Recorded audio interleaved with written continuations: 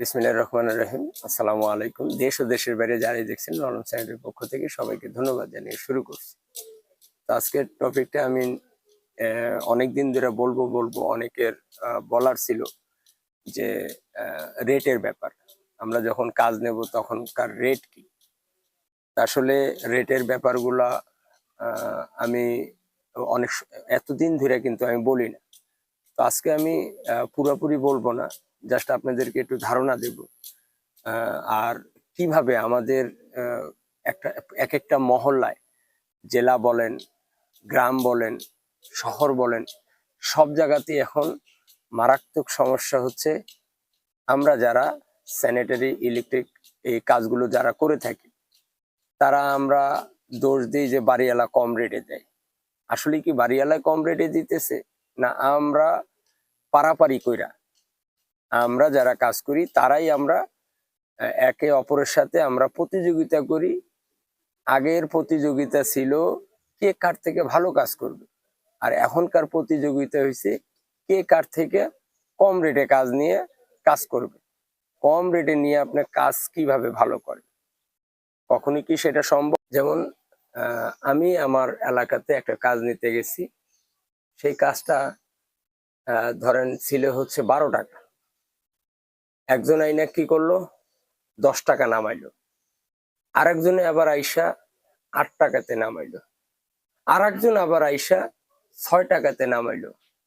তাহলে এই যে 12 টাকার কাজ, আপনার কাজটা যদি আমি লং লাস্টিং এবং টিকসই কাজ করতে যাই, কারণ ভালো কাজ করতে হলে কিন্তু সময় নিয়ে কাজ করতে হয়। হ্যাঁ, যখনই আপনি ভালো কাজ করতে হলেই আপনার একটু সময় নিতে হবে। ওটা সূক্ষ্মভাবে দেখে ডাইনে বামে সবকিছু দেখে তারপরে কাজ করতে হবে। তো ভালো কাজ করতে গেলে আপনার ভালো মূল্যায়ন দিতে হবে। এখন 12 টাকার কাজ আমি 6 টাকায় কিভাবে করি? তার মানে কি 6 টাকায় আমি বাড়তি বলে ফেলছি? তাহলে এই 6 টাকা কোথার থেকে আনবো? ওই যে যিনি 6 টাকা বলছে, ওনার চিন্তা হয়েছে আমি হাজিরা উঠাবো। তা হাজিরা উঠাবে শ্রেণী হাতুর, ওই লোকজন যে নাস্তা করে তাদের নাস্তার বিল, তারপরে গ্যান্ডিং মেশিন নষ্ট হয়, ড্রিল মেশিন নষ্ট হয়, এগুলোর টাকা দিবে কোথার থেকে?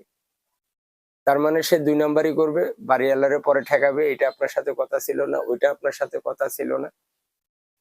একটার পর একটা সে ফ্যাসাদ শুরু করবে। আর নাইলে কি করবে, বাড়িওয়ালা সামানার প্রতি তার নজর থাকবে। এটাই তো হইতে পারে। এটা সলিউশন হইতেছে এটা। ও শেষে আমি কাজটা কিভাবে করলাম, শেষে আমার আহ, ওই রেটেই নিতে হয়েছে। কিন্তু আমার লক্ষ্য ছিল যে আমি ওই সাইড থেকে আমি কাজ বাকি জীবনে করি না না করি স্টেশন নেই, তবে এখান থেকে আমি কাজ কইরা আমি ভিডিও করব। হ্যাঁ, ভিডিও করব কইরা আমি মানুষকে যে কয় এই বিল্ডিংটা অন্তপক্ষে আমার শেষ কাজ। আমার চিন্তা ভাবনা ছিল ওইরকম। তো অবশেষে কাজটা নিয়ে এই কিছুদিন আগে আমাদের বড় যে বিল্ডিং আমরা হ্যান্ডওভার দিলাম 3টা, এই 3টারই গল্প বললাম আমি। ঠিক আছে? তো আমার সাথে এরকম হয়েছে, তাহলে আপনাদের সাথে আরো কিরকম হবে সেটাও আপনাদের সাথে শেয়ার করব। আচ্ছা, আমি না হলে ওটার থেকে পার হয়েছি, কিন্তু সবার দ্বারাই তো আর সম্ভব হয় না। তা আমি নিজে যেহেতু ফেস করছি, আমার বিগত 3 বছর আগে আমার এলাকার থেকে আমি কাজ কাম সব বাদ দিয়ে দিচ্ছি। কোনো একটা আমি প্রজেক্ট, ওই যে আমার ওই বড় বিল্ডিং যে যতদিন আমি করছি, কোনো আমি প্রজেক্ট হাতে নেইনি। আমার প্ল্যানই ছিল যে আমি আর এলাকায় কাজ করব না। এক পর্যায়ে আল্লাহ আমার নিয়ত সহি ছিল, আল্লাহ আমার ওটা পূরণ করছে। আমি এই জন্য বলতে চাই এটার সলিউশন কি? এটার সলিউশন হয়েছে আমাদের মিস্ত্রিদের কাছে। এটা বাড়িওয়ালা বা অন্য কোনো বেড়া আইসা এটা ঠিক করবেন না। ঠিক করতে হবে আমরা যারা গ্রামে, থানায়, জেলায়, শহরে, যে যেখানে করি, আমরা যদি যতক্ষণ না একে অপরকে ছাড় না দেব, ততক্ষণে এইটা আমাদের সমাধান হবে না। এখন কেউ আপনারা 3,000 টাকায় বাথরুম করতেছেন, 4,000 টাকায় বাথরুম করতেছেন, 5,000 টাকায় বাথরুম করতেছেন, কেউ আবার 8,000, 10,000 টাকাও বাথরুম করতেছে। হ্যাঁ, এখন এক একজনকার কিন্তু ওই যে যে 3,000 করলো সেও কিন্তু বাথরুমের কাজ করতেছে, যে 5,000 করতেছে সেও বাথরুমের কাজ করতেছে, যে 10,000 টাকায় করতেছে সেও বাথরুমের কাজ করতেছে। তাহলে আপনি কি বুঝেন না আপনার পার্থক্য কোথায়? আপনার কাজের কোয়ালিটি আর আপনারা এই জিনিসগুলা যতক্ষণ না একে অপরকে, আমার এলাকায় আমি যতদিন ভালো অবস্থায়, আমার মাসে এবার মানে বছরে 2 4 5টা 7টা 10টা সাইট আমার 8 তলা 10 তলা অল টাইম চলতো। আমি কি করতাম, আমার পাশে কে কাজে অবস্থা ভালো না, তারে আমি খোঁজ লাগাইতাম, লাগায় তারে বলতাম আপনি এটা করেন, আমি তো 2 4টা করতেছি, আল্লাহ করাইতেছে। এই বেটা তো না খায়া রইছে বা ঠিক মতো চলতে পারতেছে না, এই ব্যাটারে আমার সুযোগ দিতে হইব। ঠিক আছে, আমি এটা করছি। হ্যাঁ, আমি অনেকরে ছাড় দিছি, কিন্তু তারাই আমার আবার বাড় দিছে, তারাই সবাই মিলে আমার আবার বাড় দিছে। আমি যখন এই একটা সিস্টেমে নিয়ে আসছিলাম, তার মধ্যে আমার আর এক ভাই আসলো, আইসা মানে কাজ পাক আর না পাক যা রেট ফালায়, রেট ফালায়। আরে বেটা, রেট দিলেই কি সমাধান হইলো? তুই যে রেটটা দিলি, ওরে কি পাওয়ার মতো দিলি, না তুই কাজ করার মতো, না ওরে ক্ষতি করার মতো? এটা সমাধান আমি হাজারো আপনাদেরকে বুঝাই, এটা সমাধান হইছে একটাই। আমরা যারা কর্মের সাথে যুক্ত আছি, তারা যদি আমরা এই ব্যাপারগুলো খেয়াল না করি, একজন রেট দিছে, তার ওখানে যে রেট দিছে আমার কাছেও রেট চাইছে, আরো একজনের কাছে রেট চাইছে, আরো একজনের কাছে রেট চাইছে, আমি 3জন 4জনকে যে নিয়ে রেট চায় যে নিল, নেওয়ার পরে কম্পেয়ার করে কারে দিবে, 4জনকে যে যাচাই করলো কইরা কাকে দিবে, সবচেয়ে কম রেট যে দিছে তারে কাজ দিবে। এখন সবচেয়ে 4জনের মধ্যে সবচেয়ে হাই রেট যে দিছে তারে কি কাজ দিছে? কারণ সে কম টাকায় ভালো কাজ করতে পারবে না, তো এই জন্য সে কিন্তু নেয়ও নাই, তাই না? আর বাড়িওয়ালাও কি করলো, ওই যে যে হাই কোয়ালিটির বেশি রেট দিল, তারে না দিয়ে দিল যে সবচেয়ে কম দিছে, তার কাছে আপনি কিভাবে ভালো কাজ আশা করেন? হ্যাঁ, অনেকে আছে কোন রকম একটু কাজ শেখে, শিখা দেখা গেছে 2 মাস 3 মাস এই কাজটা খুব ডেয়ারিং, কোন রকম একটু ফিটিংস এর নাম, কোন রকম একটু প্যাচ কাটা, কোন রকম একটু প্যান্ট ট্যান্ট ঢালাই দেওয়া, এটি বুঝা ফেলাইলে মনে করে যে আমি সব শিখে আলাইছি, কিন্তু আসলে না, বহুত পিকচার আবি বাকি হয়। আমি নিজেই যখন শিখি তখন আমি নিজে মনে করতাম, কিন্তু কাজ করতে যায় আমি কাজে ছিলাম, কন্টিনিউ ভুল করি যাই করি কাজে ছিলাম, থাকার কারণে আল্লাহ আমার আর ঠেকায়নি।